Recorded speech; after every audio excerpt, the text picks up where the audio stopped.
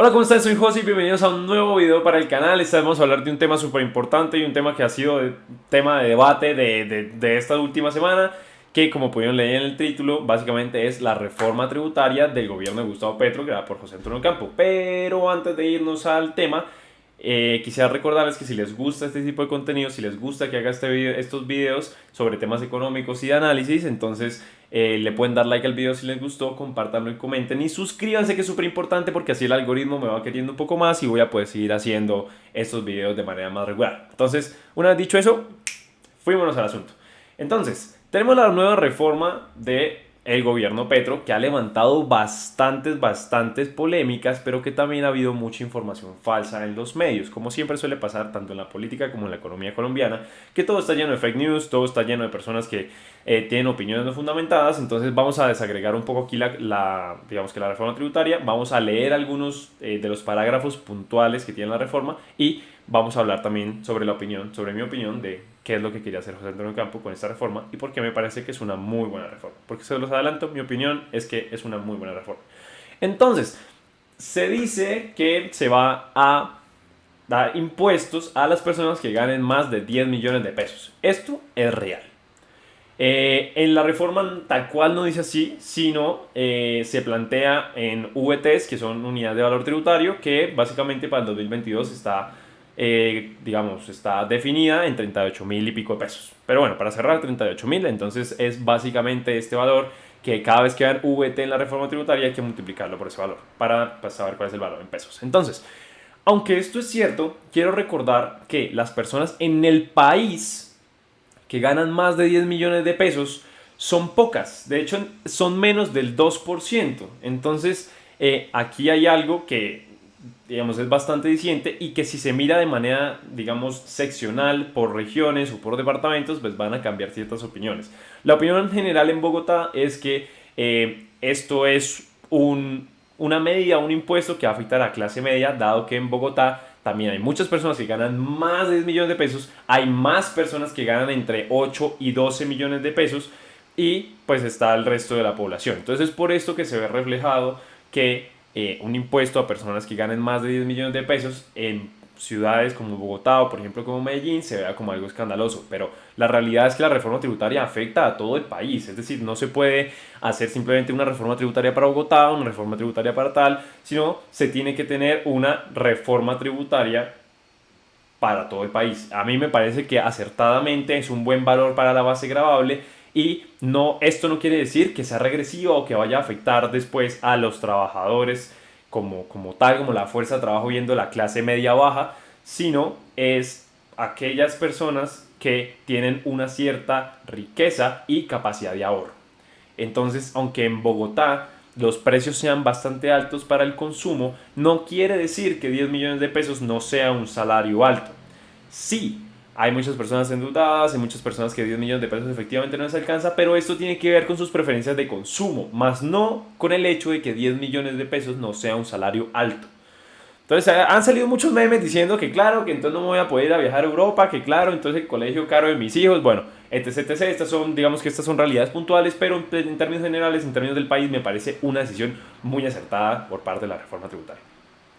Ahora, pasamos a que se eliminan varias exenciones y para las exenciones que quedan vigentes van a haber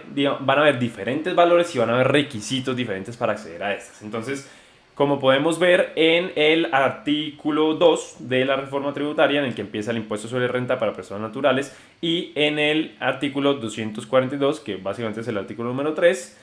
lo que modifica es el artículo 242 del Estatuto Tributario, que habla sobre los dividendos y las participaciones recibidas por personas naturales y residentes y las participaciones recibidas por sociedades y entidades extranjeras y por personas naturales no residentes. Entonces, pues aquí básicamente habla sobre el gravamen de esas utilidades percibidas de empresas, tanto nacionales como internacionales, y para personas que, aunque no sean colombianas, están percibiendo utilidades dentro del país. Aquí también habla sobre qué pasa si estas utilidades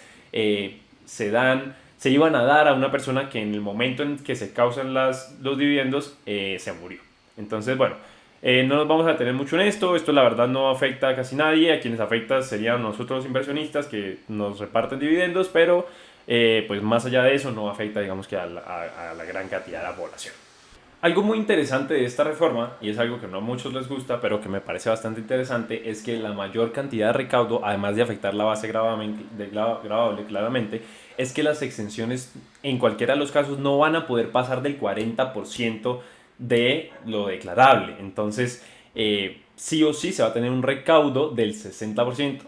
Obviamente en los casos que no se incurra en evasión como tal, pero en las exenciones, así hayan rentas que estén dentro de las exenciones, pero que excedan del 40%, van a tener que grabar impuestos, lo cual me parece genial. Esto es una manera de aumentar el recaudo sin necesidad de afectar a la población más vulnerable, sino de aquellas personas que las rentas exceden incluso las exenciones, lo cual me parece una jugada bastante chévere y algo bastante novedoso de esta reforma, que por el momento me parece que es bastante progresiva. Entonces después también en el capítulo 2, pues como es natural y evidente, se habla sobre el impuesto de renta para personas jurídicas, en el cual pues se dice que las personas jurídicas con o sin residencia en el país, obligadas a declarar a presentar la declaración anual del impuesto sobre la renta y complementarios, será del 35%. Esto es un tema bastante controversial y aquí me voy a detener un poco, y es que yo creo que esta reforma fue hecha para ir cambiando paulatinamente las cargas. Colombia es uno de los países de la OCDE que más altos tienen sus impuestos de las empresas, pero también es cierto que tenemos un hueco fiscal enorme, así que no se puede quitar esos aportes que las empresas dan de un solo totazo, es decir, en una sola reforma, porque quedaría un hueco fiscal y no se llegaría ni siquiera a la meta de empezar con esos 25 billones para después ascender a los 50 billones. Entonces, me parece que es algo muy inteligente que hace José Antonio Campo, porque se mantiene en un rango aceptable para las empresas, porque las empresas en Colombia siempre han tenido cargas tributarias muy altas. De hecho, por eso es que en Colombia no hay tantas empresas, porque desincentiva, digamos, las empresas y el crecimiento de estas, pero esto se mantiene, digamos, en ese rango aceptable de las empresas para que posteriormente se puedan redistribuir las cargas, ya que a las personas naturales tampoco se les pueden subir los impuestos de tal manera porque se nos vuelve a incendiar el país, pero tampoco se le puede bajar a las empresas. Entonces, ¿qué es lo que pasa? En este momento estamos en un momento de recesión mundial, en un momento en el que las cosas económicas no están tan bien, entonces se aprovecha del momento en el que se puede cubrir ese hueco fiscal haciendo un par de modificaciones a las exenciones, bajando un poco la base gravable, sin que esto signifique que va a afectar a las poblaciones más vulnerables, manteniendo algunas cosas de los impuestos a las empresas. ¿Para qué? Para que en el momento en el que se empiece la recuperación económica se tenga cómo impulsar la economía. Es decir, a mi juicio, más adelante vamos a ver reformas tributarias en las cuales se le va a ir bajando progresivamente los impuestos a las empresas, ya que, como bien lo he dicho, en la OCDE, es decir, países comparables, somos de los que más tienen impuestos a las empresas, lo cual no tiene sentido porque las cargas a las personas naturales estaban muy bajitas. En este momento que las cargas a las personas naturales, al menos en base gravable, aumentaron, que más adelante supongo yo que van a seguir aumentando, no en base gravable, sino en porcentaje, entonces en ese momento se va a aprovechar para bajar las cargas tributarias a las empresas y que las cargas tributarias generales sean más equitativas y nos podamos parecer un poco más a ciertos países de la OCDE. Entonces esto me parece un movimiento genial por parte de José Antonio Campo. Entonces hasta acá es una reforma tributaria progresiva, no afecta a la clase baja o media. Aún así queramos pensar que las personas que ganan 10 millones de pesos sean clase media, lo cual no es cierto. Y es una reforma que no solamente está pensando en el ahora, sino está pensando en el futuro y cómo se van a equilibrar estas cargas. Entonces me parece buenísimo el cómo se vaya a hacer. Ahora, también se modifica el uso de las zonas francas y aquí también es algo muy controversial, y es que, digamos, se dejó de tener la posibilidad de hacer elusión de impuestos. Entonces no es que hayan desaparecido los mecanismos para hacer elusión, que ojo, la elusión no es ilegal, simplemente son mecanismos que se puede para bajar la carga tributaria de las personas y de las empresas. Entonces, ¿qué es lo que pasa con las zonas francas? Y es que la tarifa del impuesto sobre renta y complementarios para personas jurídicas, es decir, para empresas que sean usuarios de zona franca, será del 20%, siempre que cuenten con un plan de internalización aprobado y vigente. Entonces, esto me parece buenísimo. ¿Por qué? Porque porque las zonas francas son unas exenciones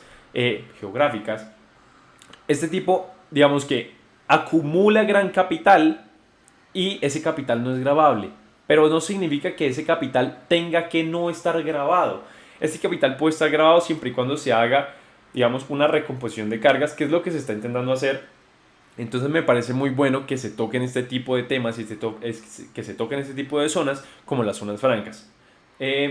Hace poco le he contado a mi hermano que en un país en el que las cosas se hayan hecho mal mucho tiempo en términos tributarios, porque las políticas públicas y las propuestas siempre han sido en busca de votos en lugar del bienestar económico, es un buen momento para recomponer las cargas, es un buen momento para empezar a hacer las cosas bien, así signifique que al principio de las medidas se vaya a tener un impacto fuerte en la población, pero esto asegura que las cargas tributarias y el performance o la eficiencia tributaria de Colombia aumente en el largo plazo o en el mediano plazo, ya que en el largo plazo, como bien decía Keynes, todos estamos muertos. Entonces, no, la reforma no solamente es pague, pague, pague, pague, pague, sino hay una recomposición de cosas también. Entonces, en el capítulo 3 nos hablan sobre la deducción de impuestos pagados y otros, en el que básicamente dice que aquella persona que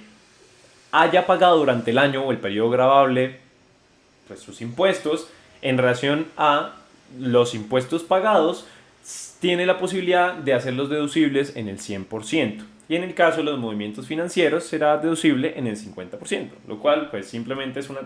tecnicalidad que tampoco nos afecta en mayor medida, pero que es importante que estén estos tipos de documentos para que se sepa cuál es el objetivo de como tal la reforma y como tal de pues todo lo que está saliendo en este momento. Entonces me parece buenísimo que esté ahí porque demuestra, bueno, no demuestra, pero apoya la teoría de que es una reforma hecha para la construcción futura, más y para ayudar a tapar el hueco fiscal que está en este momento. Entonces el capítulo 4 nos llega y nos dice que también van a estar grabadas las ganancias ocasionales. Entonces las ganancias ocasionales, en esto entran las indemnizaciones de seguros de vida, en esto cuentan las loterías, las rifas, las apuestas, las actividades, bla, bla, bla. Y también nos da la lista de las ganancias ocasionales exentas. Entonces dice, el equivalente a las primeras 13.000 VT del valor del inmueble de la vivienda de esta propiedad del causante. Es decir, si multiplicamos 13.000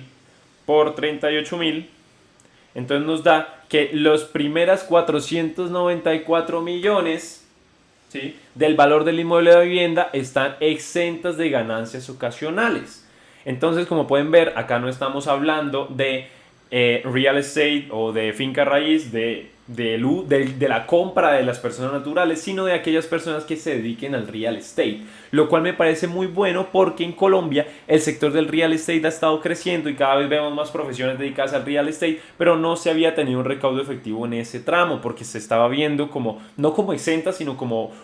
no se veían como ganancias ocasionales, sino como inversiones patrimoniales. Entonces aquí hay un concepto bastante chévere. Y dice, el equivalente a las primeras 6.500 VTs de los bienes del inmueble, diferentes a la vivienda de la habitación de la propiedad del causante. Es decir, 6.500 VTs que vendrían siendo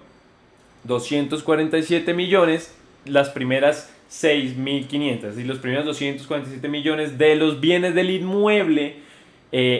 claro, contando no solamente el precio de compra, sino su valorización, perdón, su valorización en el tiempo, están también exentas. Entonces, como pueden ver, digamos, son cifras que no pertenecen a la clase media y a la clase baja, sino a la clase alta. ¿Esto por qué? Porque se hizo una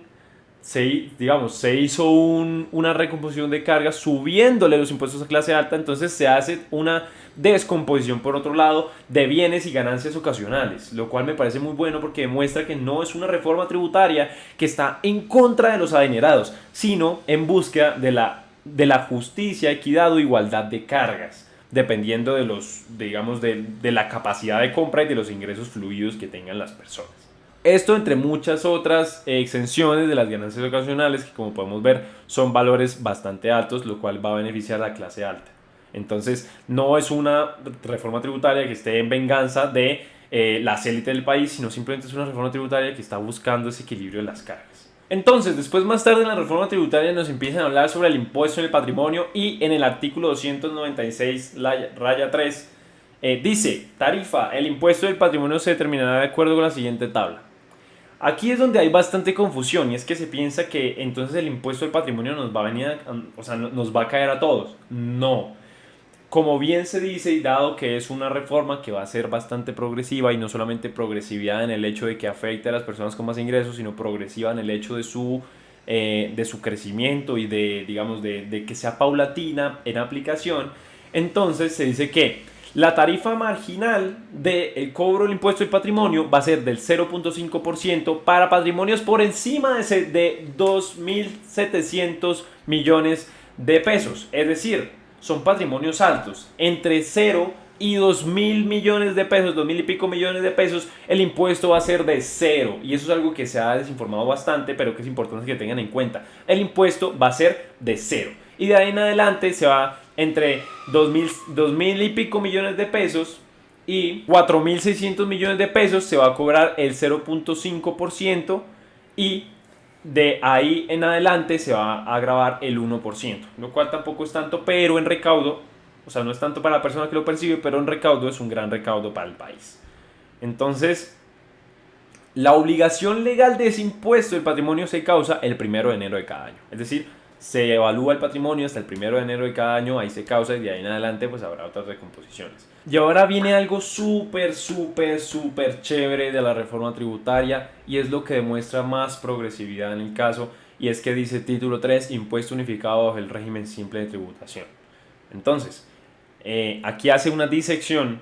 de tarifas, tasas y rangos dependiendo de cuál sea la categorización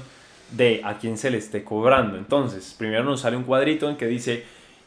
tiendas pequeñas, minimercados, micromercados y peluquerías, en el cual empiezan los rangos de 0 a 228 millones de pesos de ingresos brutos anuales. Ojo, ingresos brutos anuales. Una tarifa simple del 2% y después va a ir aumentando al 2.8, al 8.1 y al 11.6. Más adelante vemos en el caso de las actividades comerciales al por mayor y al de tal, es decir,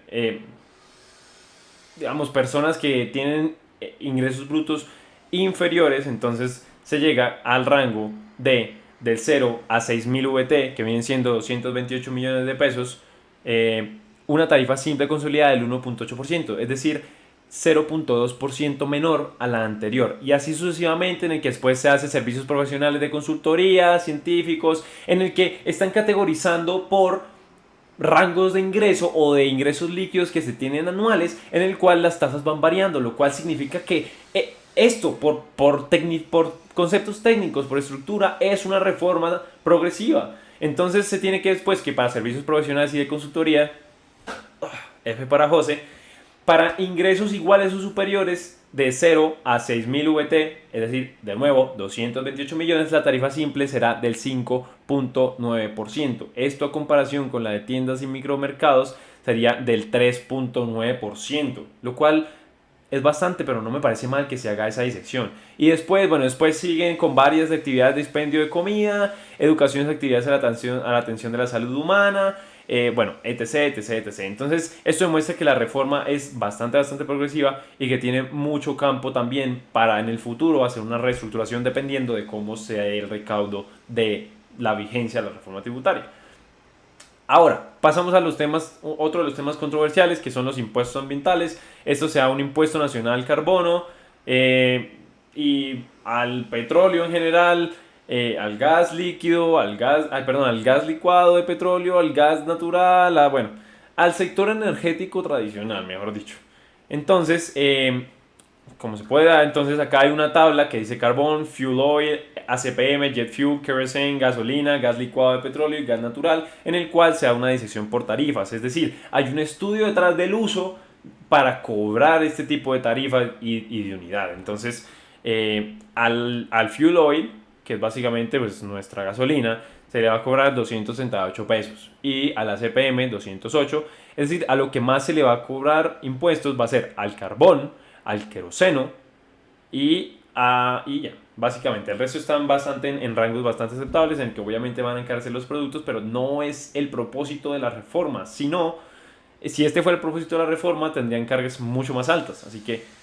no es decir que, claro, que están subiendo los impuestos a las energías tradicionales, al carbón, al fuel oil, a la gasolina, etc, etc, etc.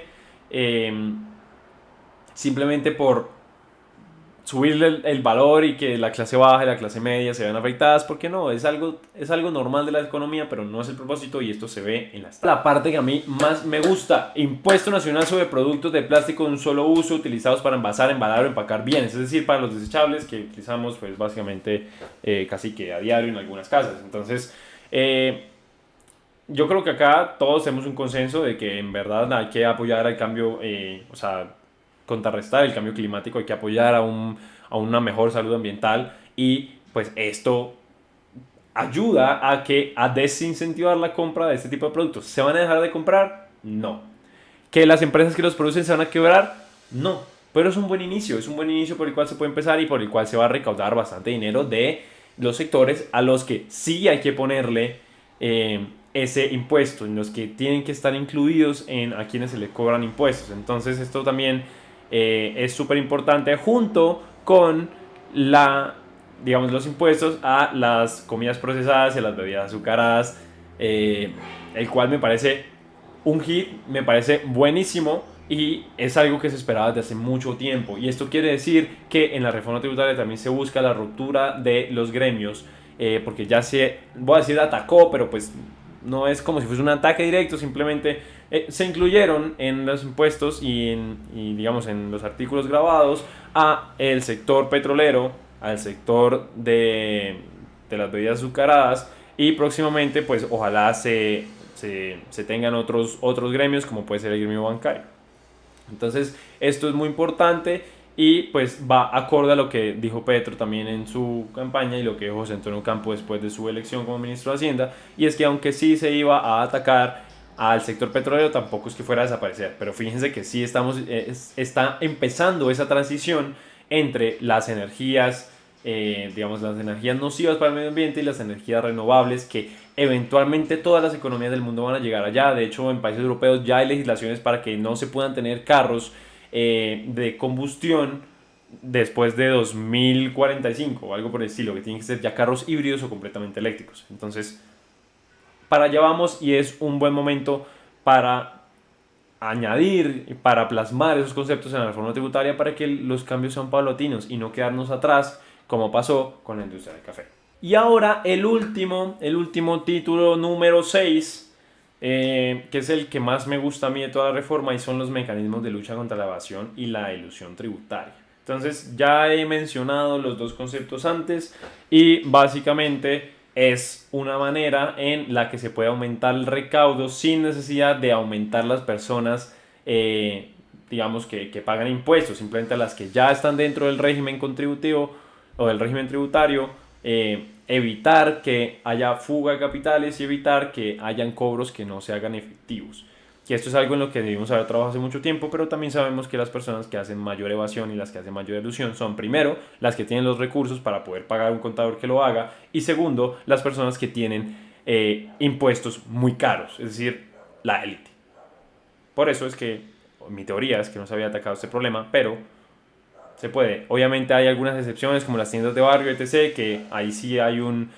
problema esquemático y se debe pensar en cómo solucionar este tipo de problemas, pero es un buen inicio. Esto más o menos resume la reforma tributaria del gobierno de Gustavo Petro, que va por José Antonio Campo, en la cual pues todavía falta igual que se apruebe en el Congreso, y más adelante veremos qué pasó y qué no pasó, pero por ahora es una reforma muy bien encaminada, es una reforma que tiene muy buenas ideas plasmadas y que se ve que está hecho por alguien que sabe y que a futuro puede abrirle muchas posibilidades de cambio y reestructuración tributaria a Colombia para que haya un crecimiento mucho más homogéneo y mucho más sano. Así que, chapó por José Antonio Campo, vamos a ver qué tal sale y nos vemos en el próximo video. Ya saben, les recuerdo que si les gustó, denle like, comenten, suscríbanse, que voy a hacer contenido más a menudo, en el que vamos a hacer una crítica constructiva a ciertas cosas de la economía, y vamos a hablar también sobre algunas definiciones del mercado de las cripto. Así que esténse atentos, pónganle la campanita y bye bye.